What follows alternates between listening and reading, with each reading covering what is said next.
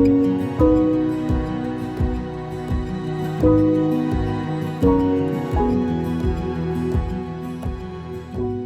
everyone, and welcome to the Intimate Talks interview series. I'm Asi Efros, and our special guest today is Jenette Goldstein, the owner of the wonderful lingerie store based in California, Jenette Bras. Hi, Jenette. So nice to have you with us today. Oh, nice to be here. Thank you. So, you had an amazing career in Hollywood as an actress. And I remember your fantastic roles. You played Private Vasquez in Aliens and Janelle Voight, a stepmom of John Connor in Terminator 2, and Mhm. one of my favorite roles of Irish mommy in Titanic. I cry every time I see this episode. So when did you decide to pivot into lingerie retail? I guess everybody has an interesting story how they, unless they grew up in the business, which I did not. Um, I was an actress, went to school straight from high school into a drama school training, went to New York, went to London, came back to Los Angeles, where I grew up, and worked on the stage and film and TV for many years.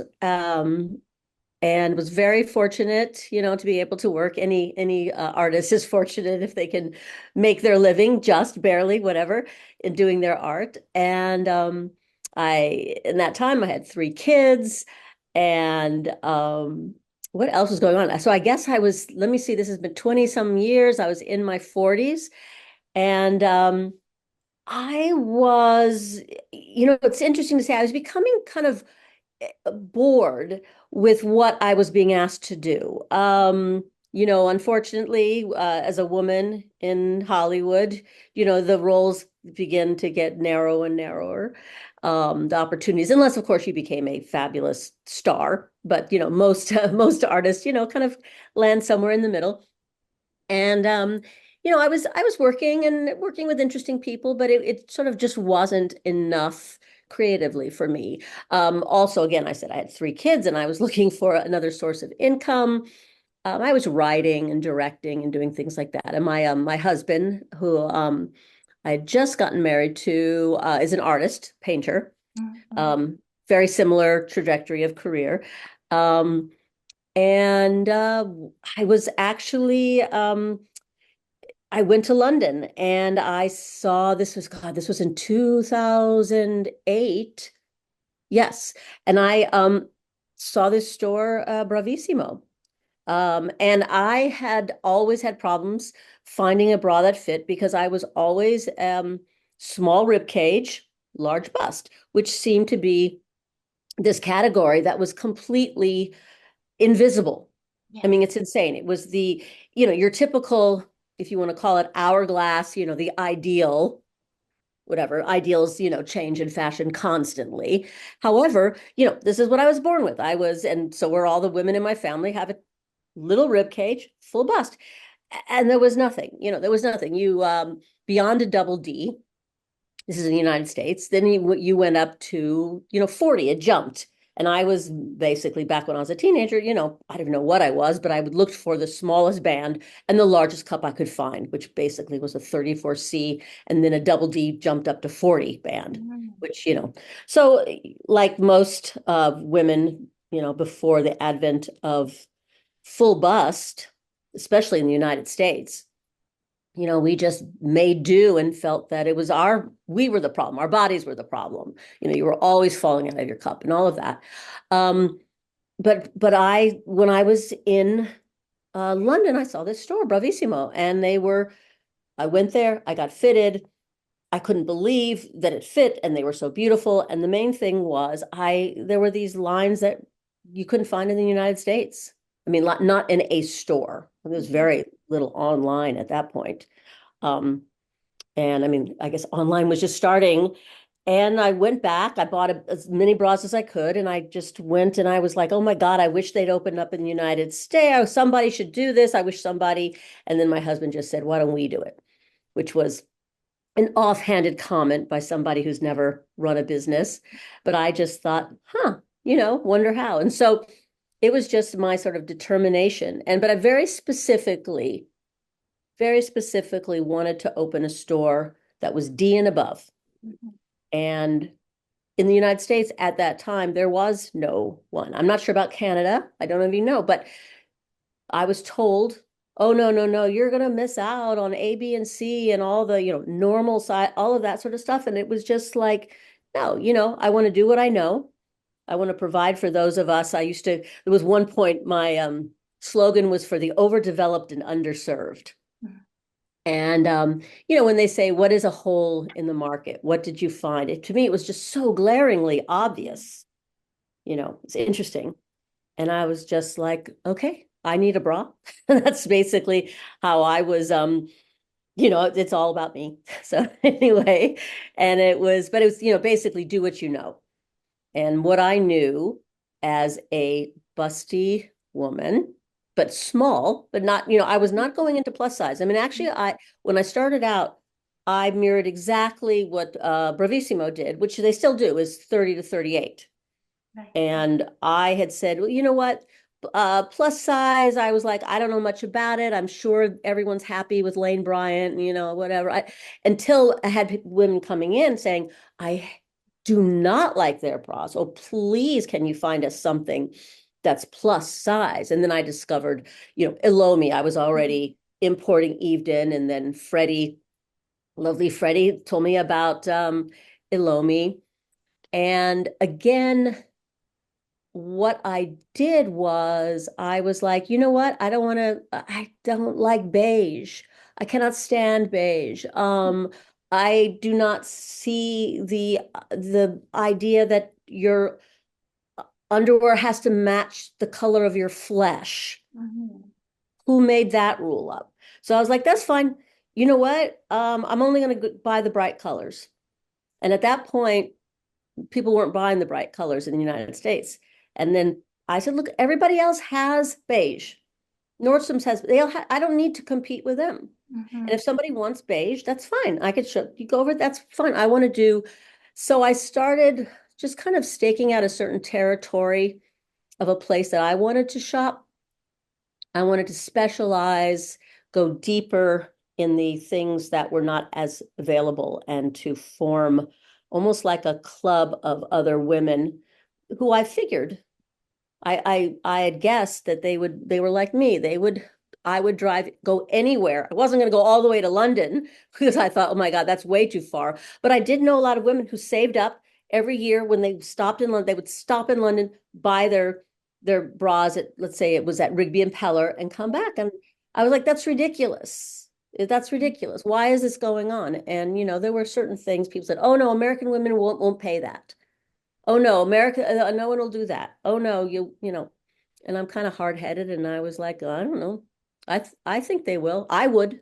Right. No, absolutely. Like it's my size too. I'm 32F, as Mhm, I found mhm. out just recently because I thought I was 32C, but no. So, How can that be? yeah. So, and actually, Freddie fitted me for bra, and the F Mhm. fits the best. But you were renegade, and you also predicted the future. Yeah, yeah, I guess so. I mean, I think being trained as an artist, we were not trained in business or numbers, which I do see are very important, and I really respect the creativity of people who can look at numbers and what numbers can show you. And of course, I did my numbers in the very beginning. Now I hire the best people to do my numbers. Um, but my training, and my husband, who's my partner, he designs, I'm supposed to say. So our stores are in Los Angeles and Atlanta, and he designs all the interiors, the exterior, the branding material, and we write. So our training is, well, his is in the visual colors and things like that, and mine is an actress in people, Mhm. in understanding psychology, the psychology of women, of people, of what they want and how they are. And you can see trends way ahead. Mhm. They have people who spot, for me, it seems in a way simple. You just open your eyes and you Right. look. but I don't want to say that it's simple. I mean, like people try to show me numbers and I just go, I can't you see this? Can't, and I was like, oh my God, I feel like it's a different language. Whereas Mhm. people are my language, and women especially, and my husband has, visual sense, and we always start from that. And Amazing. and Amazing. incorporate, like I say, the other things that we're not as good at, having to do with numbers, and they Mhm. fascinate me now. Numbers do, and the people who are really artists with numbers, I really respect that. Nice. So you brought your artistic talent Mhm. into your store, as I understand, right? So what makes your store so unique? I started from this idea of what is needed, and I don't know if people looking at this are old enough to remember the film Norma Ray with Sally Fields. She works in a factory and they're trying to unionize, and she's completely frustrated. And she finally gets up and she holds this sign that says union. It's that moment when you just go, enough is enough. And Mm. that was like that instinct of me. It was like, I'm always motivated by anger, whatever. Okay. But that's just me, injustice or whatever. And I just was Right. like, enough, And so we started with the slogan. The Mm-hmm. alphabet starts at D. Mm-hmm. My husband came up with. We had a whole bunch, but that was like staking the ground. And it's funny and it's memorable and it's trademarked. And it has gotten more people stopping in traffic and coming in and looking at that and saying, oh, that's really funny. And yeah, you're right. It doesn't end, we start. So it turns everything on its head. So we start with the language, and then we start with also the visual. So we call what we've created are what we call it's retail theater. This was just this idea that we had because we were like, well, what do we want this space to look like? And I knew that, the idea of the boudoir, you enter the boudoir is a very typical of the for fine lingerie. Nothing wrong with it, but I was like, what, that's done. That's been done. What else can I look at? And I was very inspired by pictures of corset factories, Mm-hmm. the women and working in the windows and the factories. And I just thought, I like that. I like the geometric lines, it's interesting, the interplay between the curves and the geometry of the factory windows, and the women lined up in the rows on the, because I like the idea that this is serious work. This Mm-hmm. is serious. It's not like, oh, frippery. Right. It's not. It's a bra. I mean, it's beautiful, but it's serious. And also, part of my business model about what I want of women and from women is to take themselves and what they're worth seriously. So when I notice language and I notice women say, "Oh, I'm just going to splurge on a good bra." Mm-hmm. You never will hear a man saying, "You know what? I have a job. I'm going to splurge on a suit. I'm just going to splurge." I'm like, it's no. That implies that you are just, a silly little thing who's going to waste their money and not considering. No, you're not splurging. I mean, it's words or, connote different things, but I want this idea is that no, you're an adult woman. Um, Most of, our main customer make their own money. That's our core customer, 35 to 55, who makes her own money. And I will make a decision of what I feel is worth it to spend my money on.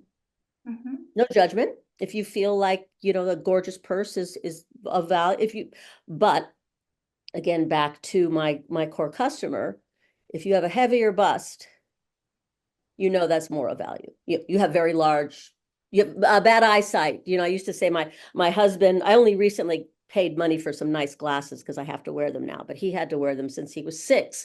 So he spent lots of money on the glasses. Me, up to now, I got them at the supermarket. Mm-hmm. What Yeah. you value, what is of value to you. So then we started just creating these interiors, of how we wanted it to be, and the colors and the feel of it. So all the stores have a factory window concept that we have gotten. We get them from secondhand places, salvage yards, and they mirrored a factory window that was in our original store that was Amazing. in the back. You just sort of look at certain things. And another thing that I really, that you'll find that is, I mean, I think it's unique. I haven't been to every lingerie store in the world, but we separate our space into 3 separate areas. I guess it's not financial. It doesn't make sense in a way when you're saying how much square footage do you have for retail space. I know we're losing a lot, but we have a front area, which is reception, where you come in and there's a couch and a chair, table, reading material, a beautiful front desk, which my husband designs, where the girls are at, and then they take you back into the salon. And then that's the main heart of, it's the fit salon. And back there, so there's no browsing. The front room has pieces, almost like an art gallery around, but then you're taken back into the salon, and where it's all arranged within the beautiful, what do you call them? The bureaus, the drawers. Right. The bra That's cabinets. amazing. Yeah. Yeah, and I mean, that's a typical thing, but that's the centerpiece, is the bra cabinet, the mirrors. And there's also a concept that we always have, is a communal space to come out of your private dressing room. So the dressing rooms open onto a communal space. You're not behind a door. It's a curtain, and it's very fun, but and there's a mirror in the room, but you are encouraged, if you want to come out. And what this does is you see other women, and then they see them, and you normalize the bodies. And this was something that I experienced in an old store called Loman's, which unfortunately is no more. It was in Los Angeles and New York. And they'd have the center dressing room, and all the ladies were taking off their clothes in the middle of it. And you just see everyone. And then the older women are saying, "Oh my God, you look amazing in that. Oh, if I had a tush like that when I was your age, oh, what I would have, I wish I had known. And you learn so much from this intergenerational play of women, which you do not see anywhere except for, let's say, the hair salon and the nail salon. Right. The space for women. And I think it's very, very special. This is why I am totally against buying your bras online. For many other things, many other reasons, is you're just taking away these places, these social spaces. And they are amazing when you see the conversations between a teenager, and because my customers, I mean, this weekend we had a 14-year-old who was a 28 double G, looking for a strapless bra for her prom, with her mother, trying to figure, and you have all different ages of women and teenagers, and trying to figure out, how to deal with your body and the, aging of it, whatever happens. And we have a great sense of humor. I mean, that's what we always lean with, is to not take yourself that seriously. I mean, exactly. that's why, that was one of the things about where I did not want it to look like a boudoir, because I don't know, there's something that makes me giggle. Right. I mean, that's fine, but I don't know. It's hard for me to keep a straight face Yeah. with that. So that's, yeah. And then, so there's always the center area. And then there's the back room or the side room, depending on the configuration, where we have the stock and all of that. So on all of the stores, each one, if you go, we have 3 in Los Angeles and 1 in Atlanta, Georgia. You'll recognize, with a slight difference, there's always little things. If you've been to both, which so many people have, gone back and forth between the 2 cities, oh my God, they'll see, the a mural. My husband's a muralist also. So he Mm. paints.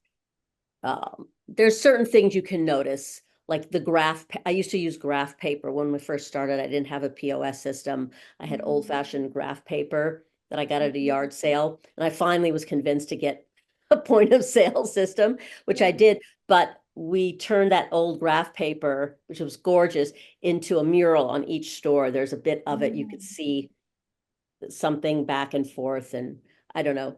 So there, it's fun. Like I said, it's a theatrical space um, in order to, have conversations with women, sell them beautiful lingerie, hopefully make a good living for me and my staff who are incredible.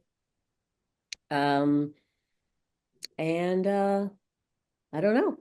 No, it Do sounds women, amazing. Oh my God. Sounds so amazing. like it's never boring. Yeah, no, Ugh, at yeah, least not these last 5 years or right. like, So what happened in this last 5 years? How did ugh. lingerie industry transform? God, wow. This last it's so we opened the store. I'm just trying to think. So we opened the store. It's interesting. We opened it right in the recession. Mm-hmm. I was like 2008, 2009. We opened Yeah. May 1st, let's just Mm-hmm. say, actually the 28th today. Oh my God, this is our 16th. Is it 16? 2009. Does it make 16? Yes. Is Yes. that yes, today. It was April 28th. Anniversary. Congratulations. Oh, thank you. I forgot. I usually say May 1st just because it's easy to remember, but it was, Mm-hmm. The you know, 28th. it was April 28th, um, 2009. Mm-hmm. So the recession had already hit. So Yeah. in a way, we were lucky we had not pre-ordered, we knew things. I had just a bit of money Mm-hmm. and opened in a little space near in our neighborhood, which was fairly run down, empty storefronts, not what you'd think of as a good place to shop. Mm-hmm. Um,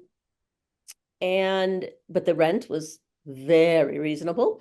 And we started there. And then we expanded in 2 years after that, we expanded to a much wealthier neighborhood. The interesting thing was it what I discovered, sometimes wealthy people don't spend as much money as when they're wealthy. Mm-hmm. It's not one's money, it's sort of a cultural Mm-hmm. uh context about what you feel about buying undergarments. And then we opened a third one, and then we decided that was very successful. Then we decided to go to Atlanta because my mother, well, there are many reasons, but my mother's family is from Atlanta. I have a long history of going there and my family being shopkeepers in Atlanta. And then we somehow decided to open another one. You can tell that we sort of are a little crazy. My husband, I mean, that's what he does. He opens them. They're like Mm-hmm. creative endeavors. You find an old storefront and he transforms them and he does murals. And anyway, lots of ups and downs, lots of learning. Um, Definitely learning not to be as risky as we were before because everything that can go wrong, will go wrong. Not always. But no, so we ended up closing the very first one. I mean, all the stores survived the pandemic, and my wonderful staff, they kind of came and went.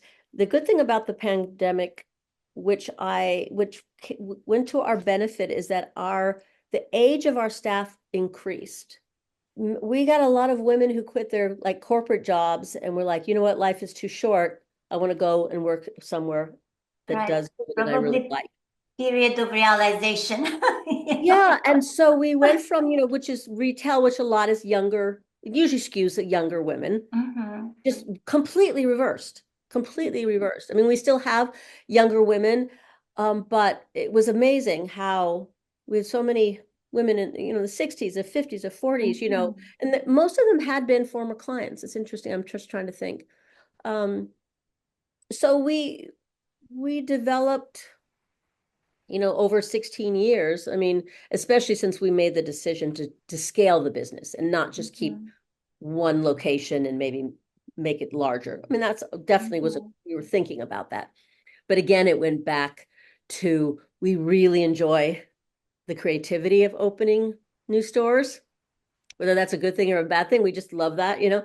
Um, and the other thing is, I really want there to be a bra fitting store on every corner. I say that, that's an overstatement, but my mission was to bring back the bra store to every neighborhood, corner by corner. That was something I'd written. Not, does not have to be me, which it's not going to be. I'm getting older. But the loss of the bra store is a huge loss to communities, to women in general. The loss of any brick and mortar business is an enormous loss to a community. And unfortunately, it's incredible. I see why people don't do it. It's very, very hard.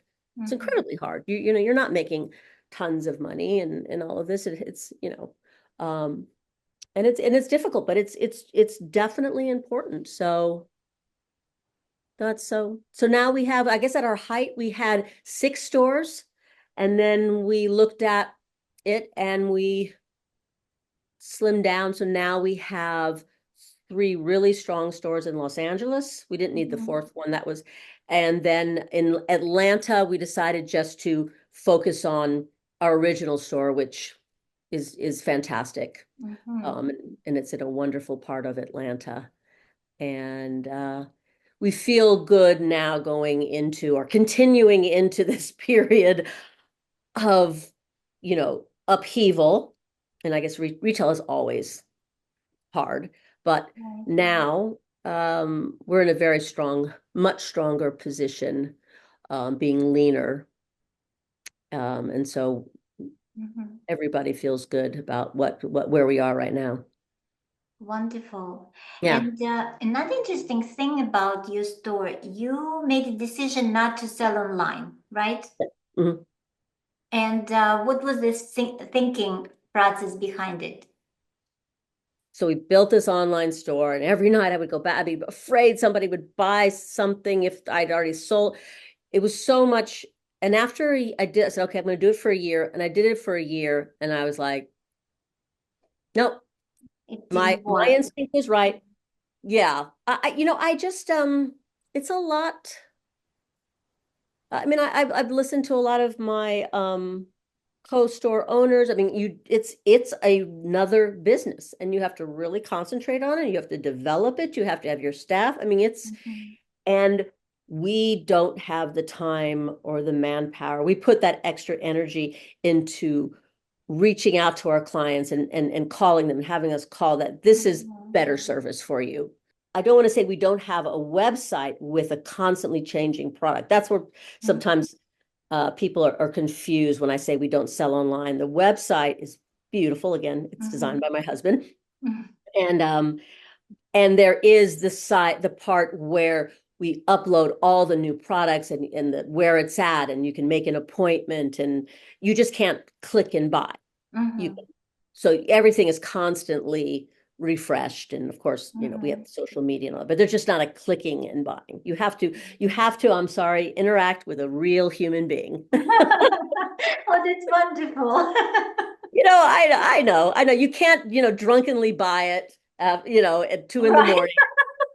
which Don't I drink know and click. I Right. am losing out on a lot of sales because I know that's how some of my online sales are. But what can you do? What can you do? Okay. That's it's an interesting decision and you stand by it.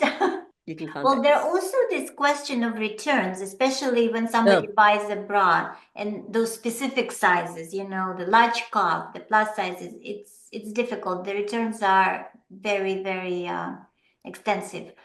I just, yeah, no, I can't even, you know, doing returns and all of that. I mean, we also don't take returns on our merchandise Mm-hmm. as well. This is something Mm-hmm. else that, you know, it says all sales are final. Mm-hmm. It's Okay. underwear. Right. We don't, Definitely. however, that's the Mm-hmm. default. I mean, if someone calls up, um, like a mail says, you know, if obviously we say it's a manufacturer's defect, and if you contact us right away, could bring it in and we'll see what's going on. But we also say in the dressing rooms that you can spend as long as you want, do sit-ups, jumping jacks, everything, but this is final sale. There's no pressure to buy. I mean, we certainly do not want people to try it on and then, write it down and go and buy online. Unfortunately, there are people who do that. Yeah, I don't know. Again, when I opened the store, it was, I guess, at the height of Nordstrom. I don't know if Nordstrom has changed their policy now, but it was like, oh, bring anything back at any time. You have no responsibility at all for what you do. And I was just like, what is that? What is that? What is that saying to women? It's not usually women. Oh, just buy, and no, you have no consequences for your actions at all. And we will just, it just, I don't like it. I don't like it. It's like, but we always, what I had hoped with this idea of all sales are final. And I think it's mostly worked out, although, there's definitely pushback. But, we always say, there's credit, we'll do credit. We talk to them or we explain. We explain. It's not, some people think it's like a corporate store since we have multiple stores, but we say, no, it's a mom and pop store. And I'll explain how the business is and what markup is. And, this is how it kind of is. And I always say, and when people ask, what's your exchange policy? What's your return? Very clear. And, and if they really need to, and I said, that's great. But, Nord's, we gave you go to Nord, that's fine. Nordstrom has a wonderful return policy, or go online and buy 5 and then return 4. I mean, that's their business model, and you should, take advantage of it if that is what is of value to you. And so I think what I have is it kind of filters my customer who comes in, who appreciates what we do, and that they realize that they are paying more, but it's of value to them. Absolutely. And if it isn't, that's okay too. I mean, that's okay. That's okay also. Absolutely. Okay. I like the strong position. It does create your very special, very dedicated and loyal clientele. I absolutely agree. It does.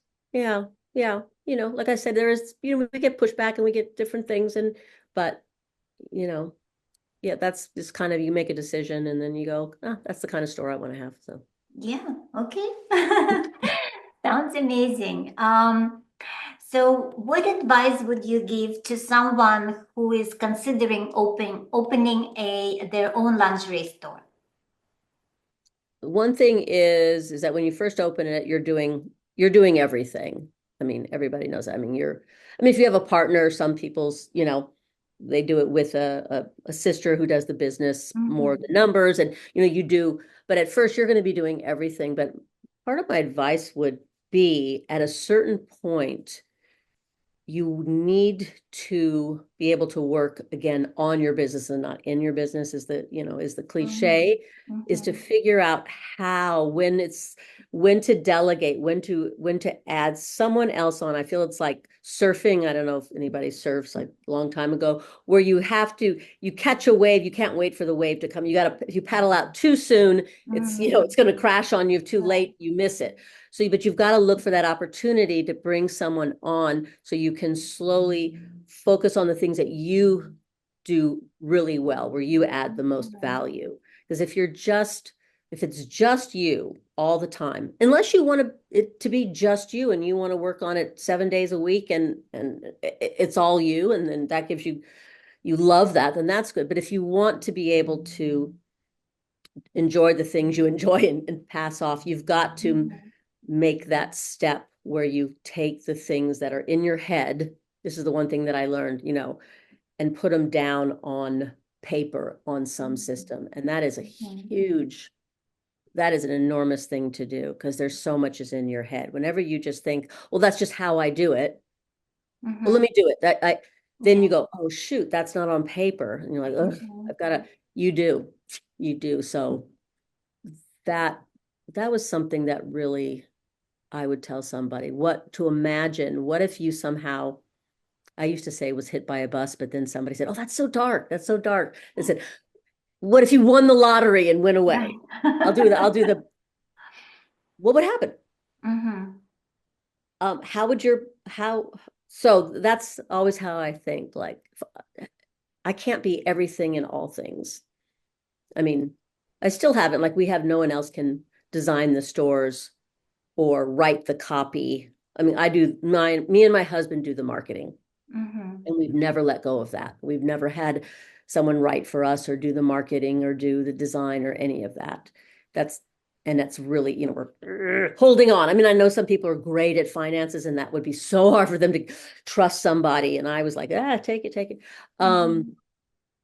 But that's what I would say.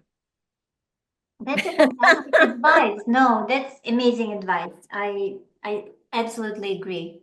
Yeah, that's the only way to scale anything. It's a great advice for any business. Yeah, to just continue doing what you're good at and what you enjoy, and pass along other responsibilities. Yeah, and it never stops. I mean, there's never, that's the thing, is it never, it's like, okay, now it's over. You're constantly having to sort of reassess and look at, what is this working out? Is this the best? Should I, step back in? Should I step back out? Or, Mm-hmm. you know, I mean, to me, that's why I find retail really interesting. I never thought business would be interesting, coming from an arts background. I was like, Mm-hmm. business. I mean, because I always joke my grandfathers, love them, God bless them, with terror. I mean, they all one worked in a deli and one had a corner store, and oh my God, they worked themselves to the, bone, and woke up at 4 for the bread man. And, that was the whole thing, was like, oh my God, don't go into business. It's horrible. Right. So, but it's interesting that I'm really enjoying it, and I'm finding the creativity and all of Mm-hmm. that in business, which I never thought I would. I'm kind of at the moment hoping it'll be a little less creative right now with the tariffs. I'm like, okay, okay, So Well, anyway, yeah, hopefully it will balance itself out with the tariffs. It's always, when it's like goes one direction, another direction kind of meets in the middle. So we'll keep our fingers crossed. yeah, yeah, and the idea of quality and service never goes out of style. I mean, that was the one thing that this older businessman, I went to, well, one thing I would say, this is a piece of advice if you're starting, I would say go to SCORE, which is that it's a volunteer organization of retired business people. I don't know what it stands for, SCORE, Society Mm-hmm. of SCORE. Mm-hmm. And you go there and they put you with a retired business person as a mentor. You get a few Mm-hmm. meetings, and I remember the older gentleman, who I sat down with, and and he said, oh, okay. I think he had this accent. I don't know if he was from, like, Czechoslovakia, Romania. Mm-hmm. And I said, okay, it's a bra fitting, and this and the, and he goes, women's lingerie, women's underwear, always a good business, always. And then he was like, so how are you going to, tell people you have a store, And the other thing was that I'd never forget. He was like, there's 3 things you can compete on. You can compete on price, on service, and on quality. You Mm-hmm. have to pick two. Mm-hmm.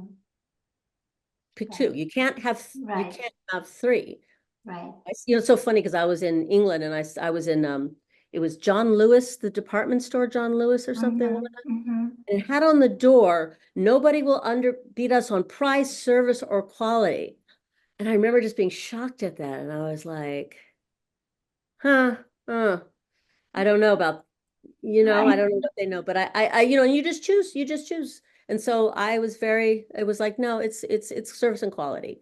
So Mm-hmm. tariff has to do with price, and we Right. will just up the quality of our service. That's, really. Absolutely. So, That's a great concept. Yes. Okay. So, 3 parting questions. okay. So probably I already know the answer to first one, but what's one piece of lingerie you can't live without? Oh, well, my bra. Of course. I mean, I'm a, let's see, right now I'm a 34I. So Mm. that's my, I was 32F, 32G, whatever, like, Mhm. but that's so, yeah. Oh my God. Yes, my bra. So what brand are you wearing? Right now, Mhm. on plant. Mm.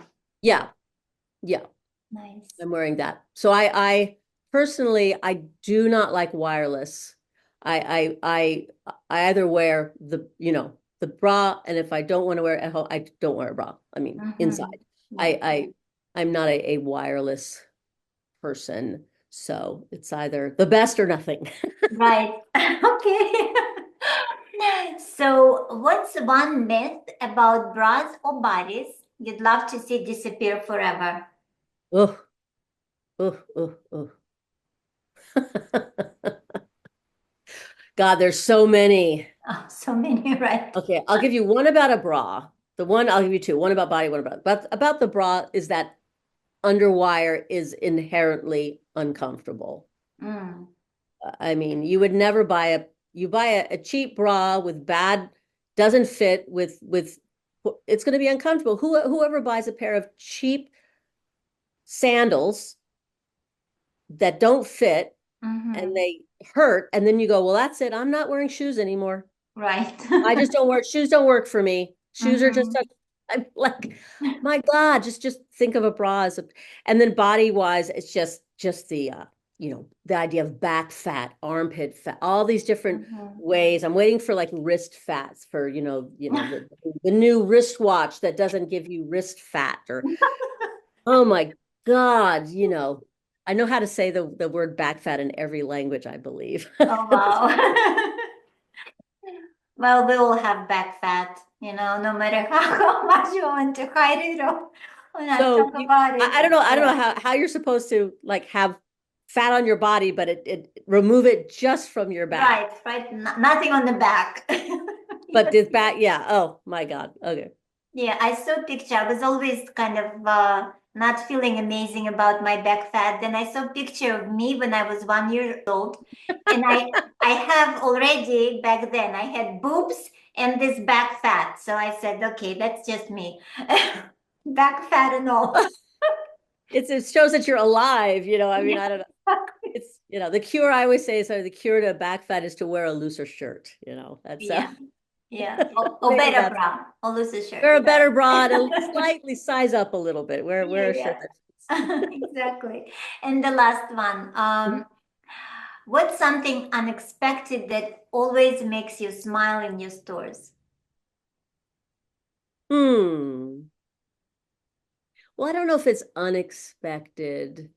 But I love one of the things I love about having the store with the couch and the man chair, we call it, and where they sit, the Mm-hmm. partners come in, Yes. because it's there 9 times out of 10, it's the man who's found they're there because they found the store, and it's not like, oh, we found a store for sexy sex. I want my wife to be happy and comfortable and feel good about herself.